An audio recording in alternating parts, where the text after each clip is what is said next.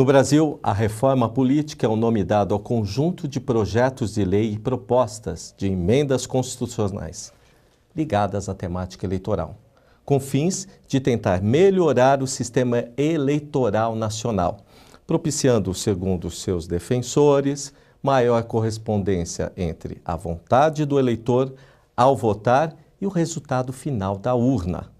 A comissão especial destinada a proferir parecer à proposta de emenda à Constituição de número 77A de 2003 tem a relatoria do deputado federal Vicente Cândido. Entre outros detalhes, a proposta propõe o financiamento público de campanha com o valor proposto e financiado pelos cofres públicos de 3,6 bilhões de reais, além do Distritão, onde apenas os candidatos mais votados entrarão no parlamento. O dinheiro não contabilizado destinado à corrupção, desigualdade na distribuição de dinheiro entre candidatos e partidos políticos, campanha política cara e muito poder destinado a grandes empresas doadoras de campanhas políticas. Esses são os principais problemas relacionados à captação de dinheiro para campanhas políticas no Brasil. Como evitar que ocorram ou diminuir seus efeitos? E a reforma política é necessária, com certeza, para buscar um equilíbrio não somente no processo eleitoral, mas principalmente para acabar com a corrupção instaurada nos meios políticos brasileiros. Hoje, nos nossos estúdios, o advogado Luciano Santos, especialista em direito eleitoral, diretor do Movimento de Combate à Corrupção Eleitoral e ex-presidente da Comissão de Direito Eleitoral da OAB-SP. Obrigado, você que está participando do Questão de Justiça. Temos aqui ao nosso lado o doutor Luciano, né? Amigo antigo, você me permita ter essa intimidade maior, Luciano? Lógico. Embora eu seja um batalhador pela questão dos direitos e deveres e dessa questão contra a corrupção no país, né? Obrigado por sua presença. E a convite hoje do doutor Antônio Carlos Fernandes Júnior, que é presidente da FENALEGES, que é a Federação Nacional de Servidores Legislativos e Tribunais de Contas Municipais e presidente do CONACT, é isso? CONACAT. Isso, Federação Nacional de Carreiras Típicas do Estado. Eu me convidei porque vi aí uma proximidade, falei com a Ana, uma proximidade de aproximação entre essa questão dos servidores públicos e essa questão tão proeminente da máquina pública, né, Luciano, que hoje está aí desgastada com tanto desmando político, né? Deixa eu te fazer uma pergunta, fazer uma provocação, na verdade. É o seguinte, o sistema inteiro político no mundo, eu acho que está alterando, né? Você vê a questão do Trump, né? Vê a questão da América Latina, quando a gente tem a questão do Maduro, né? O sistema em si, ele já está sendo totalmente diferenciado. De uma certa forma, uma anomalia, porque quando você tem um líder como o Maduro e o Trump despontando, e aquele também da Coreia do Norte, né? Você tem sistemas que estão causando uma desigualdade, mas também na economia, no sistema mundial que a gente tem, mas também uma reação hoje do que se tem a população, que ela está pensando, são extremamente, entre aspas, extremistas. Antes de entrar na questão da corrupção, na questão política mesmo, que é um reflexo, como é que você está analisando esse momento? Porque ele remete muito à questão perto da Segunda Guerra, teorias diferenciadas hoje, bairristas. Como é que você está vendo isso, Luciano? Olha, você coloca bem, porque nós tivemos recentemente a questão também da Primavera Árabe, os países que tiveram grandes movimentações políticas, depuseram seus chefes de Estado, tiveram novas eleições. Nós tivemos manifestações no mundo inteiro, tivemos na Europa e na Espanha, inclusive, com a criação de novos partidos, como Podemos. Tivemos nos Estados Unidos, Nova York, ocupações, quer dizer, um movimento que veio demonstrando exatamente a crise da representação, que no mundo nós temos um sistema onde nós elegemos, isso vem da democracia grega, nós elegemos os nossos representantes, né? Então, elegemos nossos representantes que devem cumprir os seus programas para atender a necessidade da população. O mundo, ele é organizado dessa forma, né, através dos seus representantes. Alguns mais democráticos, outros menos democráticos. O que está acontecendo no mundo, e pelo que a gente está vendo, essa movimentação que aconteceu, ela veio no sentido exatamente de dar uma maior participação para a sociedade. Porque você elege o seu representante, isso a gente vê muito claro aqui no Brasil. Você elege o seu representante e ele, após ser investido naquele cargo, naquele mandato, ele considera que ele tem um cheque em branco e que ele pode fazer o que ele quiser. Né? Então nós temos a democracia representativa, que a Constituição estabelece, mas nós temos também a democracia direta, onde a própria população participa diretamente. Né? E nós fizemos um trabalho aqui, foram 2 projetos de iniciativa popular que o Movimento de Combate à Corrupção Eleitoral aprovou. O primeiro, a Lei contra a Compra de Votos, e depois a Lei da Ficha Limpa, que são mobilizações da própria sociedade, a democracia direta. Né? Agora, os mandatários investidos muitas vezes não querem respeitar o direito do cidadão participar diretamente e acha, como eu disse, acha que tem um cheque em branco, uma procuração, onde ele pode fazer o que ele bem entende. Isso acaba gerando um conflito onde a população não se sente representada e vai às ruas, faz manifestações. E a classe política como um todo precisa entender é que nós temos que harmonizar essas 2 situações, a democracia representativa e a democracia direta, ou participativa, para que isso possa funcionar. E para isso nós precisamos ter alguns mecanismos que possam melhor representar a sociedade. A nossa Constituição prevê lei de iniciativa popular, que são essas que nós aplicamos, plebiscito, referendo. Só que esses 2 mecanismos, essas 2 ferramentas, elas não são utilizadas no Brasil. Para você conseguir um plebiscito, nós fizemos poucos plebiscitos. Para você fazer um plebiscito, você tem que pedir autorização para o Congresso tem que autorizar, e isso acaba não acontecendo, porque não existe esse interesse. Em outros países, com todas as dificuldades que tem, pelo menos você vê que no período da eleição você tem consultas à população, como é que a população quer que se decida as questões mais relevantes, né, as questões de impacto. Por exemplo, aqui na cidade de São Paulo tem uma discussão muito grande, e eu me alongo um pouco para poder explicar no contexto. Se nós devemos manter o elevado Costa e Silva, o famoso Minhocão, ou se ele deve ser derrubado.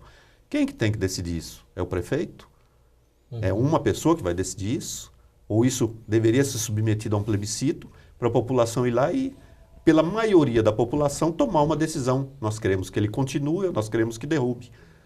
O gestor, o mandatário inteligente tomaria essa atitude, porque ele não precisa tomar uma decisão que pode ser uma decisão errada, ele compartilha a decisão com a sociedade e com certeza a decisão será muito melhor tomada e a sociedade receberá melhor essa decisão. A Inglaterra acabou de fazer um plebiscito para decidir se continuava ou não na comunidade europeia.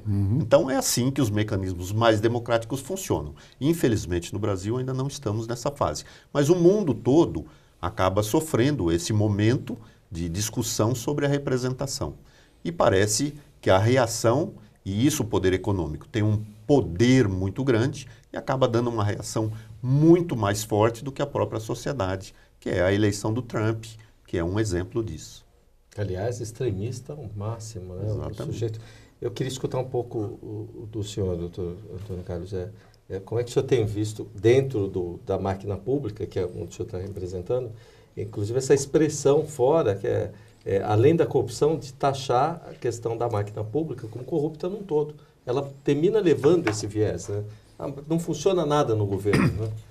Como é que o senhor tem visualizado isso? Eu tenho a impressão que existe uma máquina de informação que está sendo muito eficiente, ou de desinformação que está sendo muito eficiente. O governo e as estruturas estão conseguindo pegar essa indignação da sociedade com o que está acontecendo no Brasil.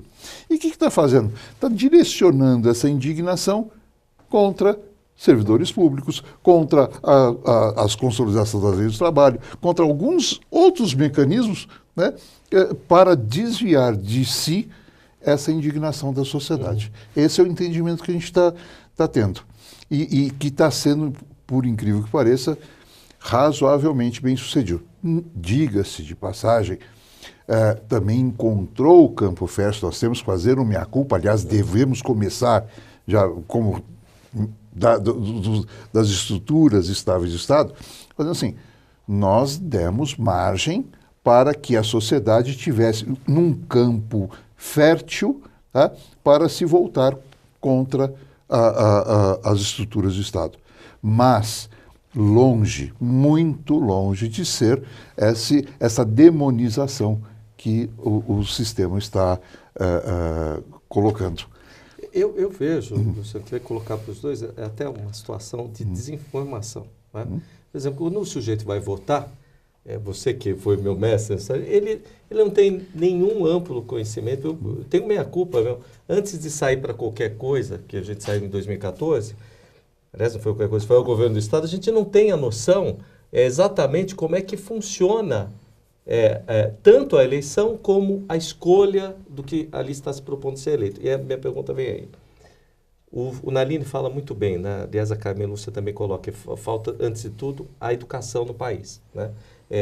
O fato do sujeito que vai votar não ter o mínimo conhecimento do que aquele que se propõe, seja no executivo, seja no legislativo, o que ele faz no cargo dele, quer dizer, o desempenho dele, a função dele, né? Cada um tem uma função, e o fato de não procurar saber o que o Estado tem que fazer, e aí é um pouco mais complexo, que seria a lei de responsabilidade fiscal, a lei de diretriz orçamentária, você acha que a população, pelos movimentos que tiveram em 2015, 2016, um pouco menor, ela está começando a tomar consciência que ela precisa olhar dentro da proposta daquele, de quem se propõe ao cargo público, se existe uma similar atenção para a máquina pública. Eu digo porque aí os servidores públicos estão protegidos e dentro de uma legislação o sujeito está falando de propostas dentro de uma coerência. Quer dizer, conclusão, saber o que está falando, né? Na verdade é assim, a nossa cultura de democracia, de entendimento de como funciona a sociedade, ela está muito distorcida exatamente por isso. O cidadão, no imaginário do cidadão é assim, eu elejo meu prefeito, meu vereador, meu governador, deputado e presidente, e eles têm que resolver todas as questões. O bem público, o patrimônio público, isso daí, eles são responsáveis por isso, nós não temos responsabilidade. Nós não queremos saber de responsabilidade, é isso? Ninguém quer saber de responsabilidade. Aí não dá pra nós transferimos isso para o outro. E a cidadania ativa, ela é muito diferente do que isso. É uma cidadania onde tem que ter uma participação efetiva. O cidadão tem que dar a sua contribuição. Eu brinco até que eu sou marajá português porque eu tenho 6 empregos e nenhum salário. Então eu sou presidente do Centro Santo Dias de Direitos Humanos, Movimento de Combate à Corrupção Eleitoral. São várias entidades que precisam de colaboração e de ajuda. E o trabalho é voluntariado. Eu não tenho, nessas atividades, eu não tenho remuneração nenhuma. Eu trabalho como advogado no tempo que eu consigo, que me sobra para poder cuidar das questões pessoais. Agora, ninguém quer acompanhar o orçamento da prefeitura e as sessões da Câmara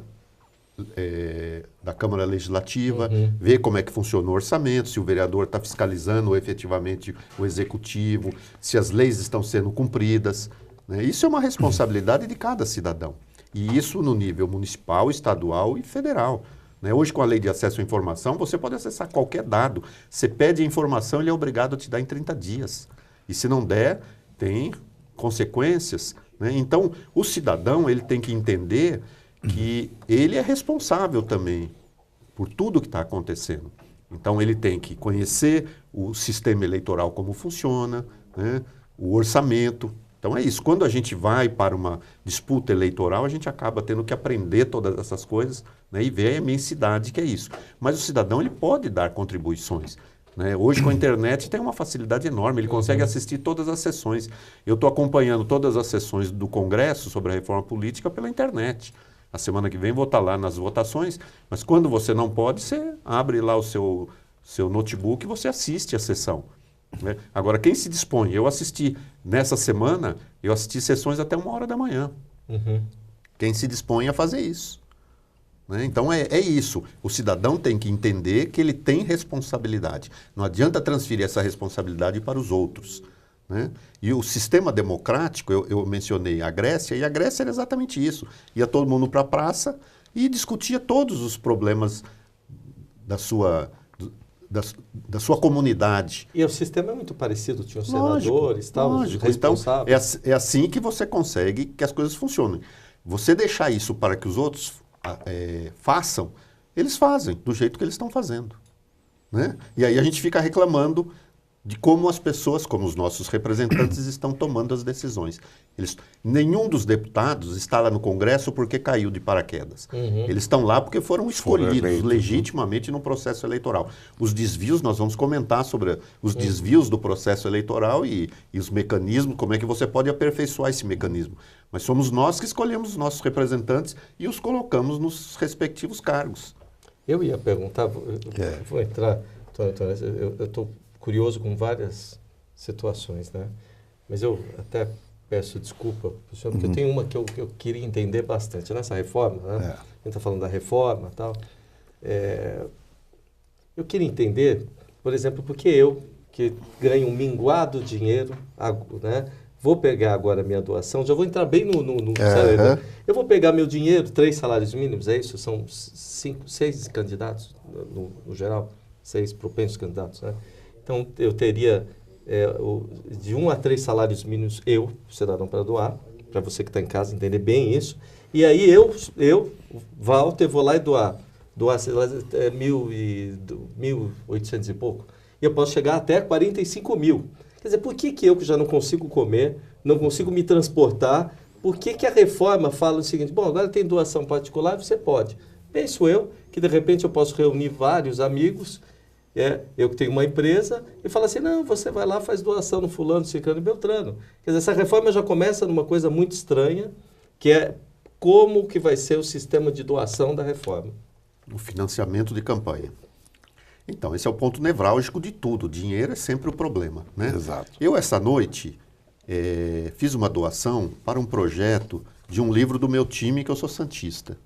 Né? Nossa, até que boa, tem gente que gosta. Eu fiz uma doação lá porque o Odir Cunha, que é o historiador do clube e que faz todos os livros, ele está com um projeto de contar a história desde quando o Santos parou a guerra, essa história toda, e precisa de dinheiro para financiar. Então eu fui lá e fiz minha doação. O processo eleitoral não é diferente. Alguém tem que pagar a conta. Alguém paga. A eleição custa dinheiro. O candidato faz campanha, tem material, tem televisão. Alguém tem que pagar essa conta. Nos últimos anos, nós tínhamos um sistema que era o financiamento empresarial. Né? O sistema privado podia ir lá e doar. Na verdade, eles não doavam, eles faziam um investimento. Porque o nosso levantamento mostra que a cada real que a empresa doava, ela tinha como retorno R$8. Eu não conheço nenhum investimento semelhante a isso. Que tenha um retorno dessa natureza. Tão grande como esse. A cada R$1 você tinha R$8 de volta. Por quê? Não é que o sistema privado todo estava doando, não. São poucas empresas que têm interesse nas relações com o poder público e que faziam doações. Então era a JBS, é o sistema financeiro, empreiteiras, que faziam as doações por conta dos contratos que tinha com o poder público. Né? Então, fazendo essas contas, você vê que eles tinham um retorno muito alto. E nós, junto com a OAB, ajuizamos a ação direta de inconstitucionalidade exatamente entendendo que é lá no financiamento de campanha que começava toda a corrupção. Porque o candidato pedia dinheiro para a campanha, recebia, só que a campanha não terminava, ele continuava dizendo que precisava de dinheiro para a próxima campanha. E aí era um círculo vicioso que não terminava. Tanto era verdade que a gente está vendo agora nessas operações da Lava Jato, onde o dinheiro vinha por dentro e por fora. De todos os lados. De todos os lados. Tinham doações oficiais, que eram dinheiro de propina, e tinha dinheiro de caixa 2, que também era dinheiro de propina. Então, está tudo contaminado. Então, nós não conseguimos fazer isso no Congresso, o Congresso foi reticente, fomos ao Supremo e o Supremo declarou inconstitucional a doação empresarial e acabou. Na eleição passada, então, tivemos só a doação de pessoa física e aí está o problema que você disse. O brasileiro não tem a cultura da doação, que os outros países têm muito bem, que É você exatamente doar para as questões que você considera. Que em alguns lugares se chama de crowdfunding, né? O crowdfunding. Então, a Justiça Eleitoral não autorizou o crowdfunding na última eleição. O que nós fizemos? Nós fizemos uma plataforma que se chamou Voto Legal, que era exatamente para aproximar o eleitor do candidato e que pudesse estimular a doação. Tivemos uma dificuldade enorme, o TSE também dificultou, mas no fim acabou funcionando e é um piloto que nós fizemos com um programa de software livre que nós estamos oferecendo ao TSE para ele usar para toda a campanha. E aí, por que o cidadão doaria então? Chegando ao final da pergunta. Quando as empresas doavam, não é as empresas que estavam dando dinheiro, éramos nós que estávamos pagando. Porque a empreiteira ia lá, fazia um contrato superfaturado 3 vezes e quem que pagava esse dinheiro? Éramos nós. Então, quando você vai para um candidato e doa R$500, cada um dentro da sua capacidade financeira, e você está fazendo uma doação, você está estimulando uma campanha. Barack Obama, na sua primeira eleição, conseguiu doações dos Estados Unidos inteiro, do país inteiro, através de cartão de crédito, essas doações que lá são permitidas, e aqui agora também é. E isso leva o eleitor, o cidadão, ao engajamento na campanha. Exatamente. É aquela campanha Where Can, né? Que exatamente. Eu até entrei na campanha. Então, por que a pessoa, então, doaria para um candidato? É exatamente por isso. Você vai escolher um que é bom, eu confio, né? Ele é candidato, ele é bom, eu confio, eu vou estimular e vou ajudá-lo na campanha. Nós precisamos ajudar a eleger pessoas boas. É esse o grande problema que nós estamos hoje. Nós estamos com um Congresso onde a gente tem uma péssima qualidade, e nós vimos isso na votação do impeachment. Uma vergonha, aquela vergonha alheia que a gente fica envergonhado. Então nós precisamos reformular o nosso parlamento. E isso só se dá se houver uma mobilização da sociedade para eleger boas pessoas.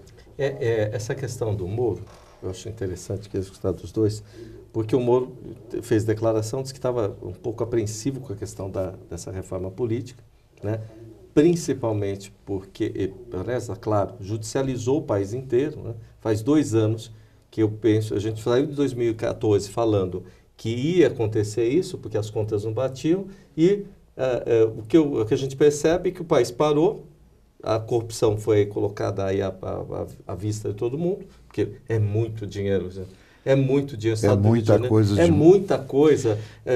O sujeito fala de 4 bilhões como se fosse qualquer coisa. Ah, não, saiu 4 bilhões, que é um orçamento de uma secretaria do Estado do Rio de Janeiro que está falido. Né? De muitos municípios inteiros.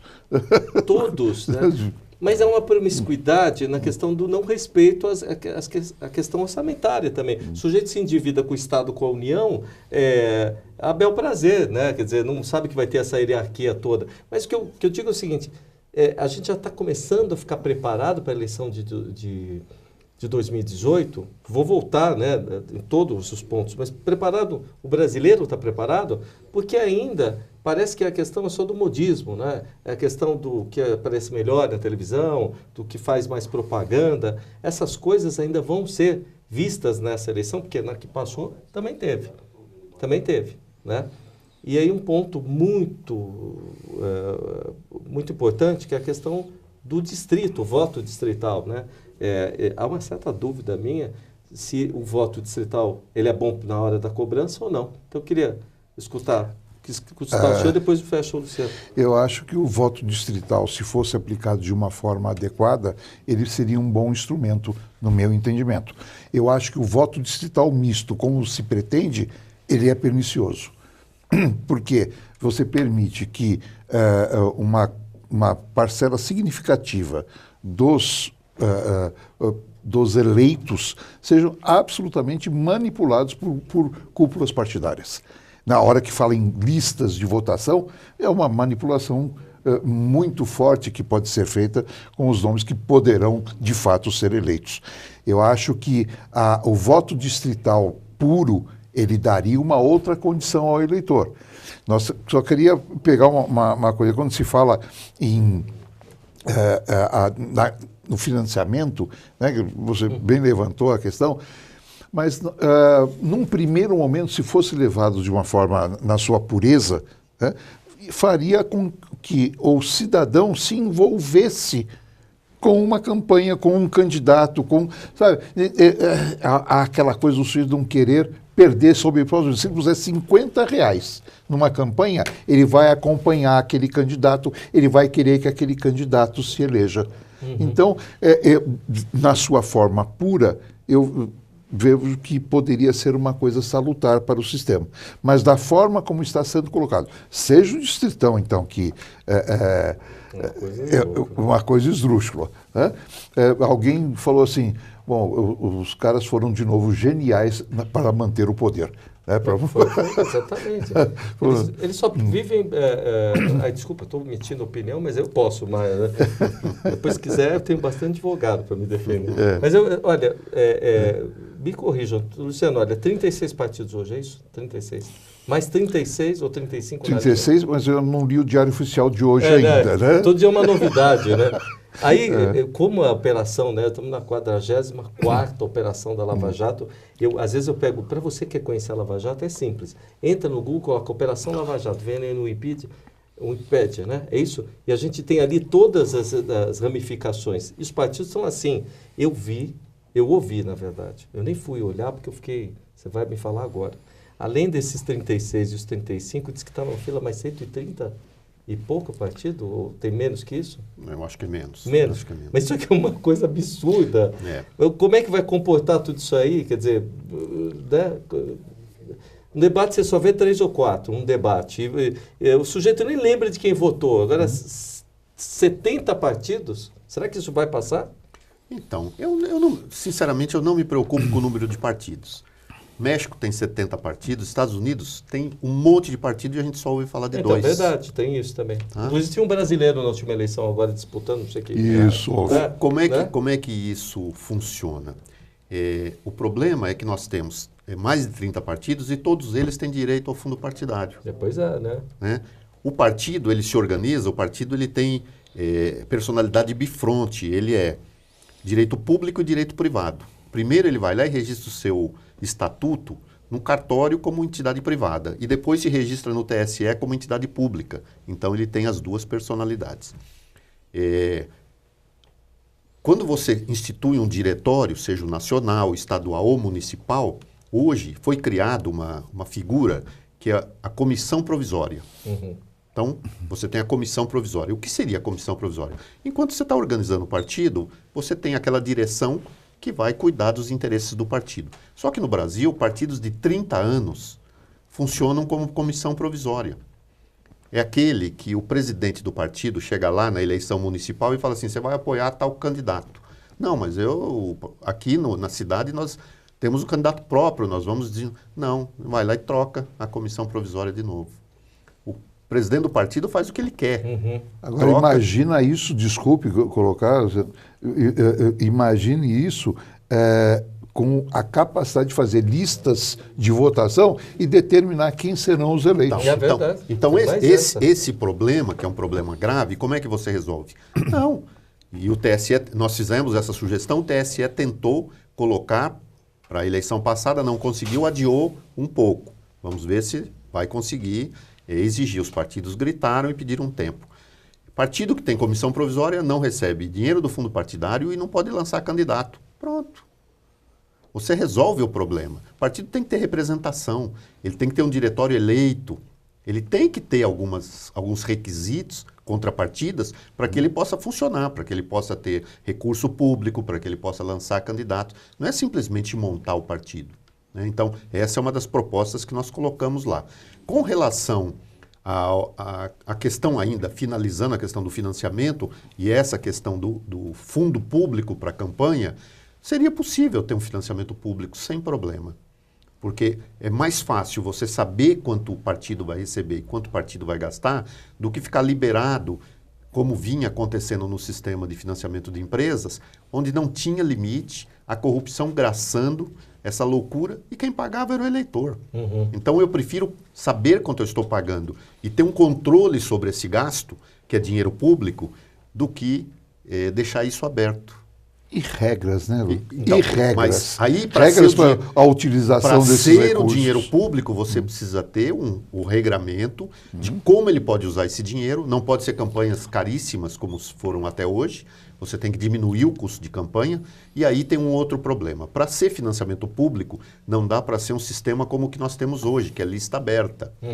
Onde o candidato vai receber o dinheiro e ele vai prestar conta. Então você vai ter milhares de candidatos e milhares de contas Isso é um absurdo. para fiscalizar. A Justiça Eleitoral não tem essa estrutura. Então, no sistema de lista fechada ou num outro sistema que seja possível, você vai ter um número reduzido de candidatos e o partido é quem faz a campanha. Entendi. E é uma conta só. E aí você tem como fiscalizar. E não dá para admitir nenhuma doação que esteja oculta. Tem que ser tudo transparente, como a lei de acesso à informação. Tudo transparente para que a população possa fiscalizar, a Justiça Eleitoral possa fiscalizar, né, o Ministério Público possa acompanhar. Então, tudo isso tem que ser muito transparente. Para você, então, chegar no sistema de escolha de candidatos, nenhum sistema vai ser perfeito, né? Se estuda o sistema de vários países. O Congresso debateu, e isso o relator da Comissão da Reforma Política fez muito bem, que é o Vicente Cândido, trouxe pessoas especialistas de vários países, teve debate no Congresso sobre isso. São sistemas diferentes. A Alemanha tem o distrital puro, só que não dá para você pegar um sistema alemão e colocar dentro do Brasil, né? Você começa com a formação de distrito. Formação de distrito nos Estados Unidos deu guerra. A guerra da secessão norte e sul foi exatamente pela formação do distrito. Porque quando você forma o distrito, você está formando poder. Isso. É quem vai ter o poder. A região que vai ter o poder. Como é que você divide isso? Então já começa por aí. Para você dividir distrito aqui no Brasil, vai ser outra guerra. Outra guerra. Teremos aqui outra guerra, né, dos poderes dos donos de partidos, dos deputados, né, de quem tem o poder e como é que isso vai ser dividido. Então é difícil você dizer qual sistema que é o melhor para o mundo, mas a proposta do voto distritão, nós temos hoje um monte de problema no sistema que nós temos, que ele é personalista, ele não fortalece o partido e leva a esse caos que nós estamos vivendo. O presidente da República tem que negociar com 30 e tantos partidos que têm representação. Na verdade, que tem representação são 28, né, na Câmara. Eu creio que são 28, sim. 28. Então, ele tem que negociar. Ele não negocia só com os partidos, ele tem que negociar com cada um dos deputados, porque os partidos estão totalmente fragmentados e não têm mais força, né? Então, nós teríamos que corrigir essas anomalias que estão acontecendo. Mas aí trazem a proposta do distritão, que foi tirado da manga do colete, já tinha sido reprovado pelo Congresso com o Eduardo Cunha, que tentou aprovar, e agora, ali na hora da votação na Comissão da Reforma Política, num destaque, um dos deputados do PMDB, do Rio de Janeiro, foi lá e apresentou o destaque do distritão. O distritão ele é muito pior ainda do que nós estamos hoje, porque o distritão ele elege os mais votados no distrito, e no caso da próxima eleição, deputado federal, o estado inteiro. Então, o deputado faz uma eleição como de governador. Ele tem que correr o estado inteiro e buscar voto no estado inteiro. Só vai ganhar a eleição quem tem muito dinheiro, quem tem uma estrutura muito grande, ou aquelas figuras proeminentes, artista, jogador de futebol, quem tem projeção e que consegue, mídia, né? e que consegue alcançar esses votos. Então, as minorias serão dizimadas, as representações minoritárias no Congresso, que não são minoritárias, como as mulheres, por exemplo, que precisam estar melhor representadas no parlamento, não tem a menor possibilidade de ter um crescimento da participação das mulheres no processo eleitoral. Eu queria pontuar, mas eu vou por um rápido intervalo, ver quanto a gente tem de programa, e depois quero que você pontue. Ponto a ponto, já é difícil colocar no passado, eu quero que seja para o futuro, ponto a ponto nessa questão de um modelo e do outro que se apresenta agora. A gente vai para um rápido intervalo para ver o trabalho bonito do Médicos Sem Fronteira.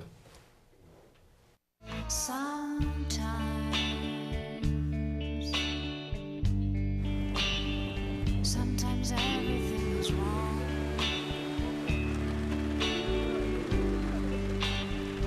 Now it's time to sing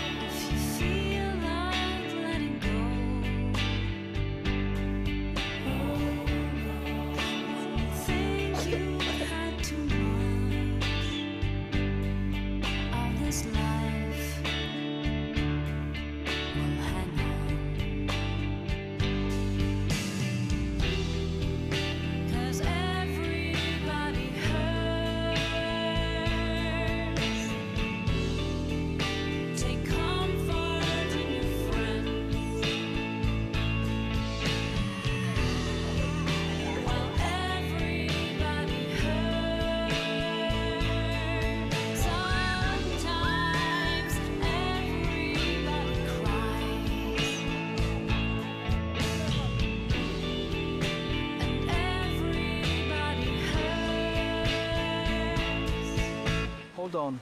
Hold on. You are not alone. Sometimes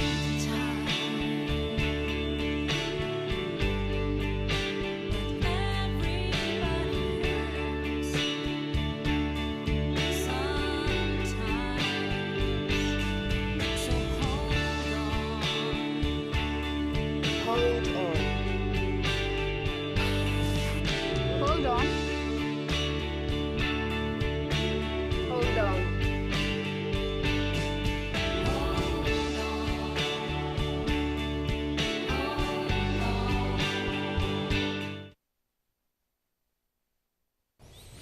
Você está aqui no Questão de Justiça, hoje falando sobre essa questão complicada que você tem de 4 em 4 anos de se empenhar em votar. O pessoal acha que votar é só sair para ir passear no domingo ou no sábado, a maioria é sábado ou domingo, né?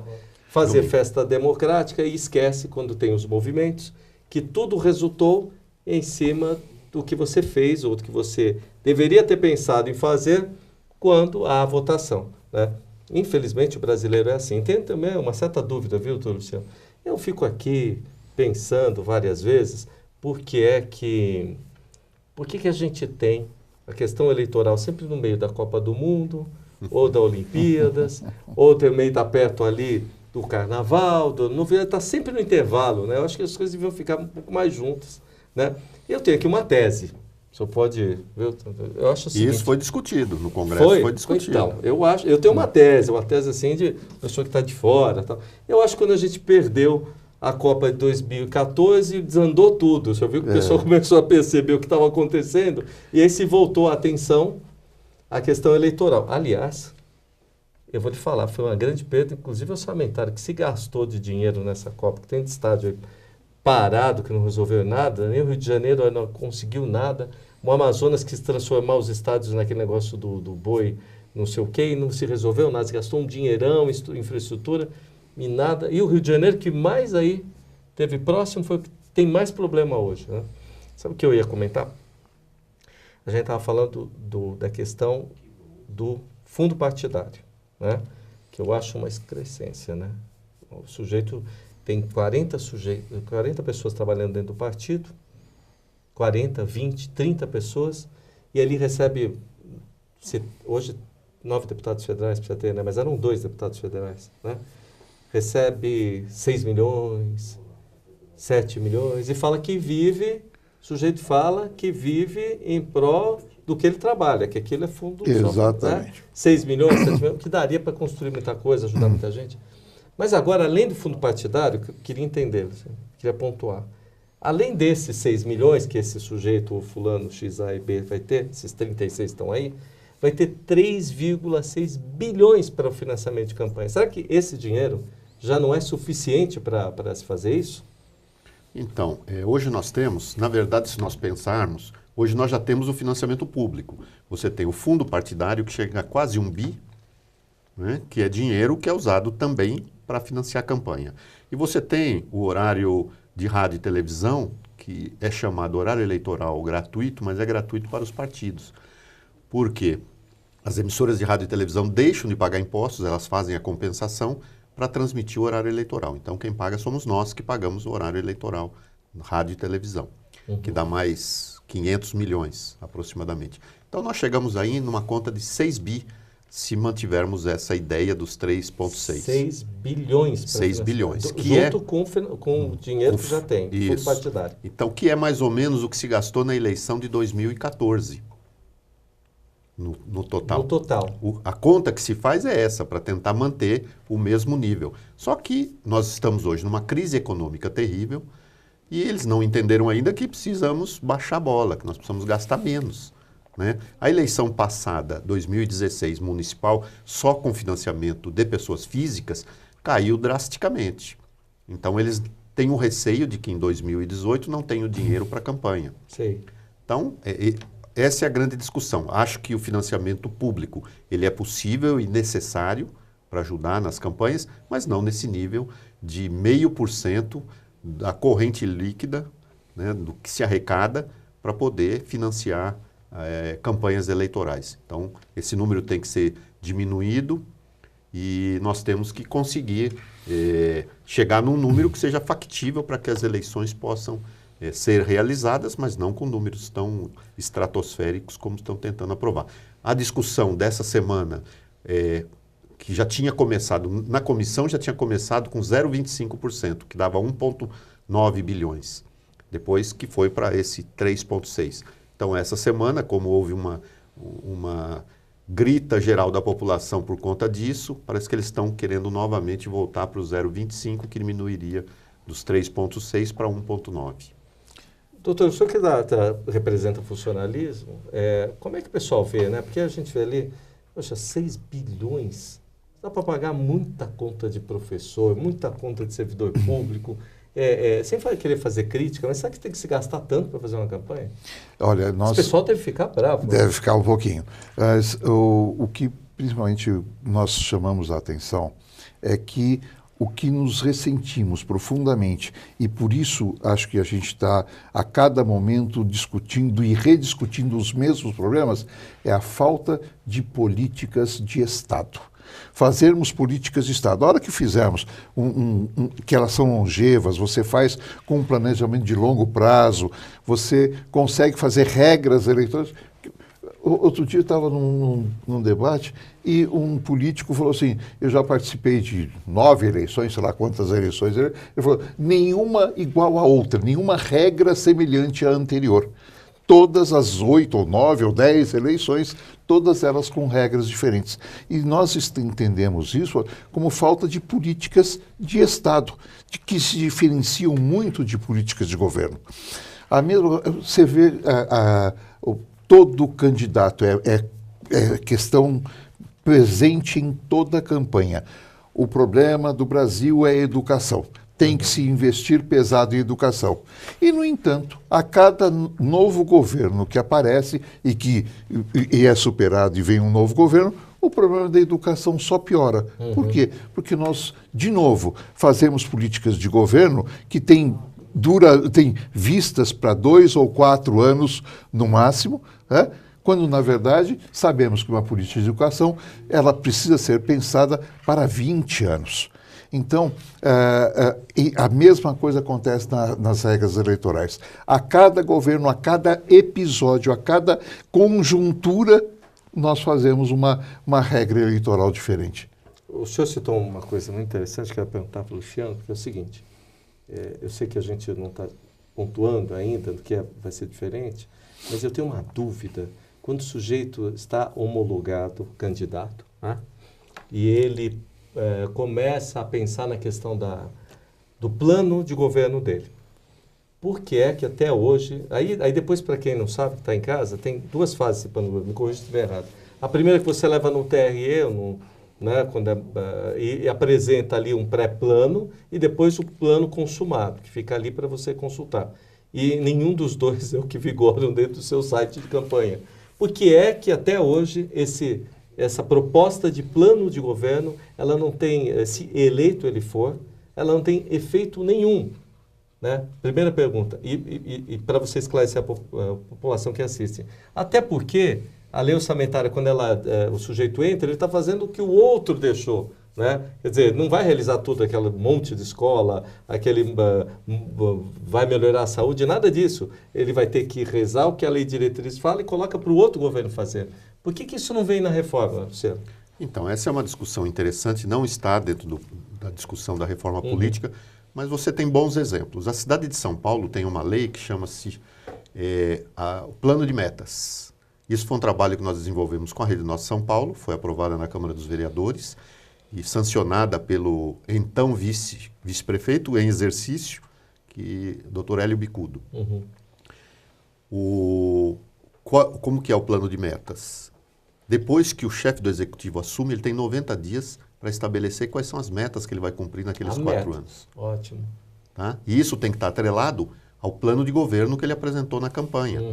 Perfeito. Que é a forma como você tem de acompanhar aquele chefe do executivo. Como qualquer CEO, qualquer administrador de uma empresa, ele vai ter umas metas para ele cumprir.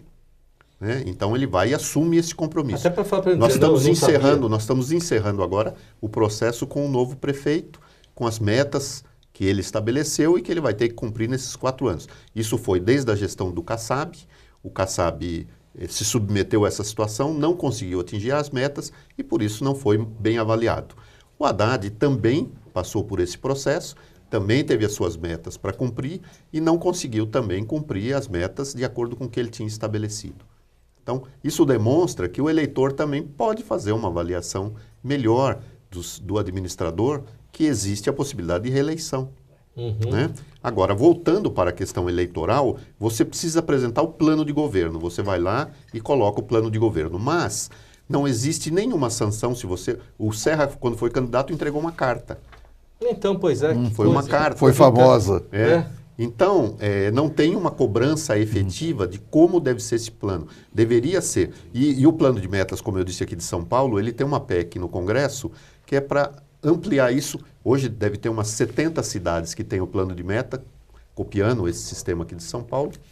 E no Congresso tramita uma PEC exatamente para que isso fosse obrigatório para todos os chefes de executivo, todos os prefeitos, todos os governadores e o presidente da República. O que seria certíssimo. Então, são essas. E essa é uma sugestão de uma organização da sociedade civil, são cidadãos que elaboraram e que tem funcionado muito bem na cidade de São Paulo. Mas deveria, no processo eleitoral, no registro de candidatura, ser obrigatório o plano de governo para atrelar com esse plano de metas que você vai ter que cumprir depois. Porque teria força executiva, de lei. E com isso eu tenho a impressão que surgiriam as métricas necessárias para que a sociedade que são as políticas de Estado. Exatamente, que são as políticas. Então, uma política de Estado longeva para a educação, para pegarmos o exemplo que estávamos falando, ela tem 20 anos, o seu mandato é de 4 anos, então... Esses são os seus objetivos nesses 4 anos. E nós fazermos com que a sociedade, com que o eleitor pudesse fazer a sua avaliação com base nessas métricas. Porque isso é que a falta desses mecanismos é que faz com que o político ache que ele tem que investir num asfalto, porque aquilo aparece, as coisas que aparecem que saltam aos olhos do eleitor, que ele possa mensurar ao final de um mandato qualquer que seja. Então, se nós colocarmos métricas que tenham essa perspectiva de longo prazo, ele pode muito bem, mesmo fazendo uma parcela daqueles objetivos, ele ser bem avaliado, porque ele cumpriu bem aquela parcela dos objetivos. Tá certo. Isso é um sonho de consumo meu, saber que o pessoal fala e cumpre, né? Porque se fala e cumpre, fica, foi campanha uma coisa, quando você pega o governo é outra. Agora, vamos ver se a proposta ainda, pelo menos a de 2020, vai subir o negócio desse. Faça essa propositura na próxima, Luciano. Vamos pontuar? Que já está chegando. Para você que não entendeu aí, como é que você vai... bom, até amanhã, né? Como é que você vai votar na próxima eleição? Vamos pontuar. Eu queria que você pontuasse para mim, porque são vários aspectos. As principais questões nós já abordamos, que é o financiamento de campanha, como é que ele vai funcionar, e o sistema de escolha dos candidatos. Né? Hoje nós temos um sistema proporcional. Vamos lá de novo, financiamento de campanha, só para a gente... Financiamento de campanha, como é que vai ser o financiamento? Hoje, o que é permitido hoje é o financiamento de pessoa física, até 10% do rendimento bruto do ano anterior, né? E o fundo partidário. E pode doar para todos os cargos, né?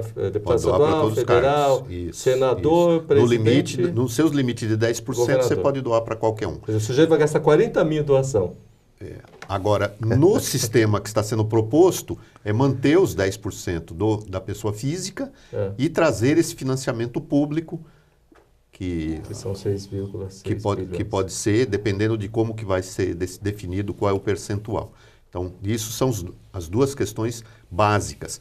A questão do sistema de escolha dos candidatos é controvertida. Eduardo Cunha tentou aprovar na mini-reforma eleitoral, o Distritão não conseguiu porque é emenda constitucional, precisa pelo menos 308 votos. E é muito difícil de conseguir, eu acho que dificilmente passe.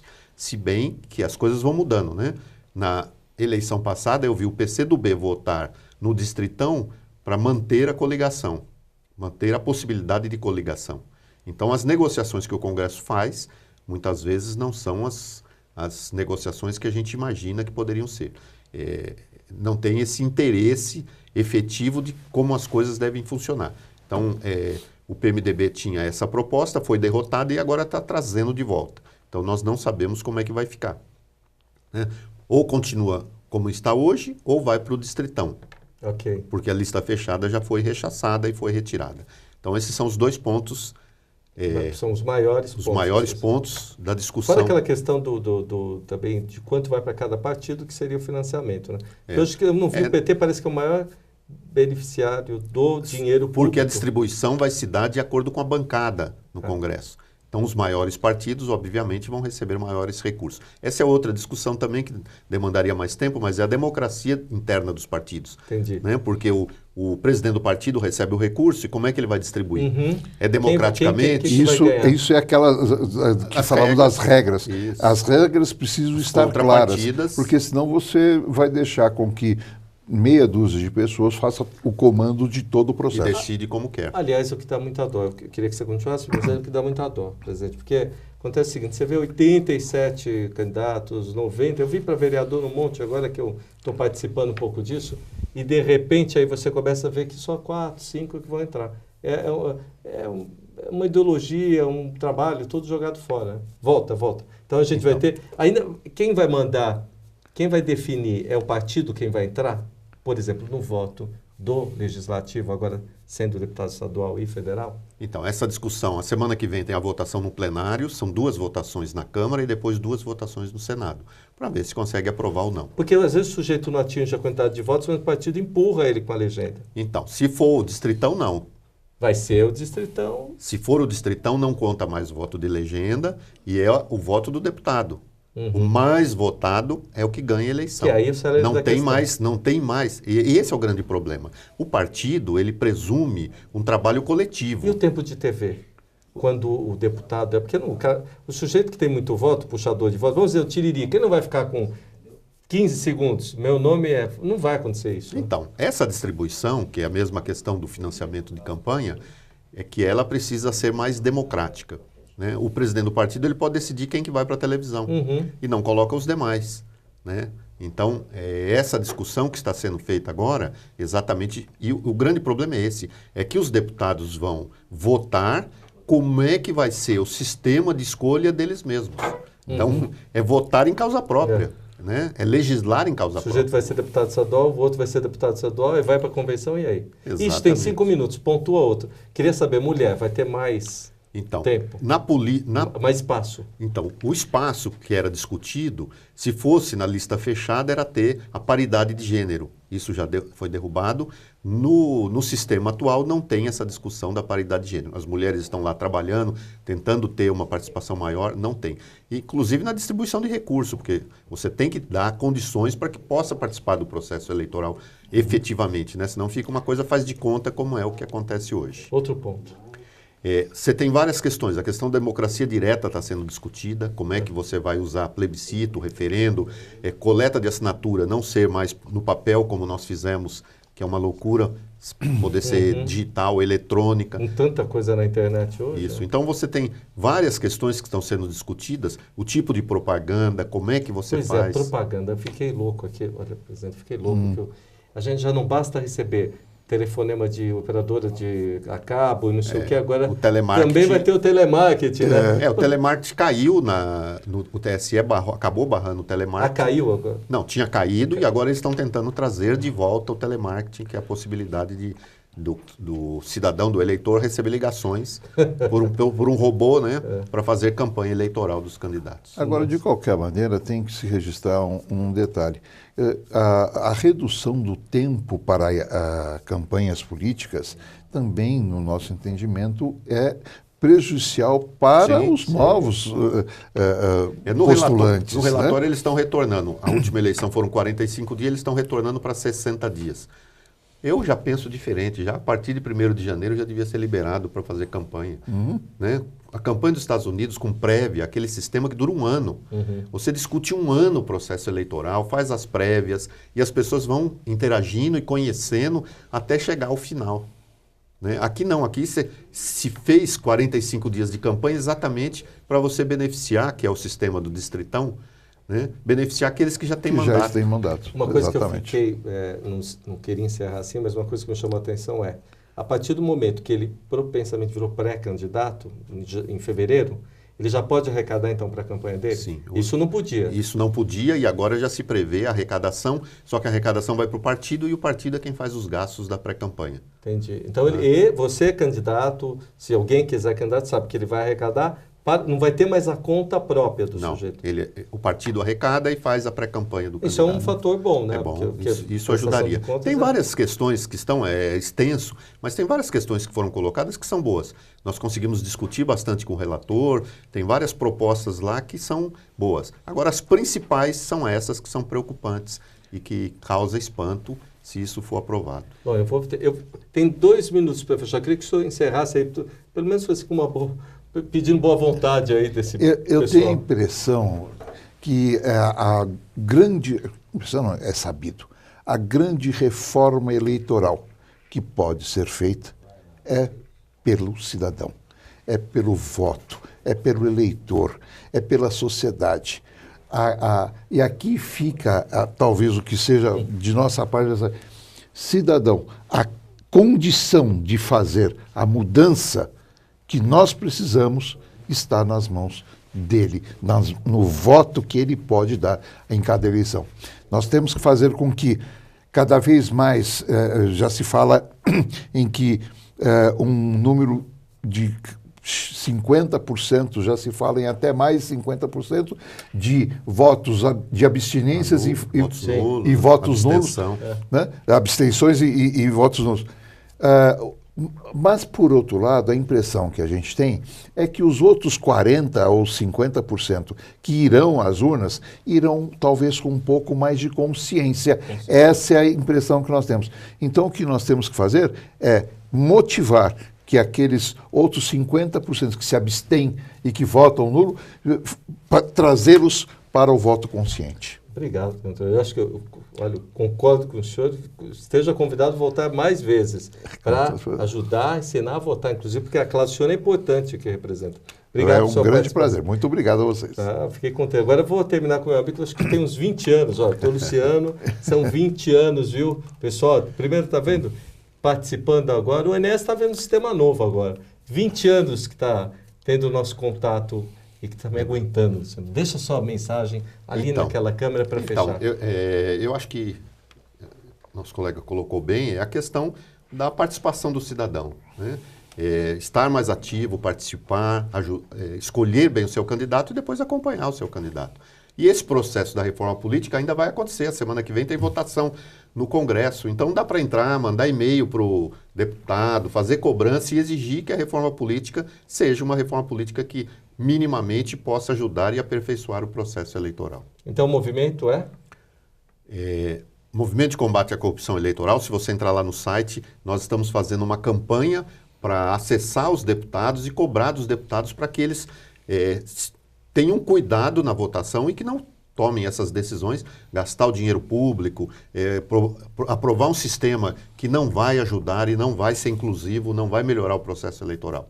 Luciano, muito obrigado. Você é realmente um amigo. Eu estou conhecendo Foi novo uma amigo. aula. De longa data. E para vocês aí que estão participando, dizer que o Luciano vai voltar, viu? Obrigado, doutor. Muito obrigado a vocês.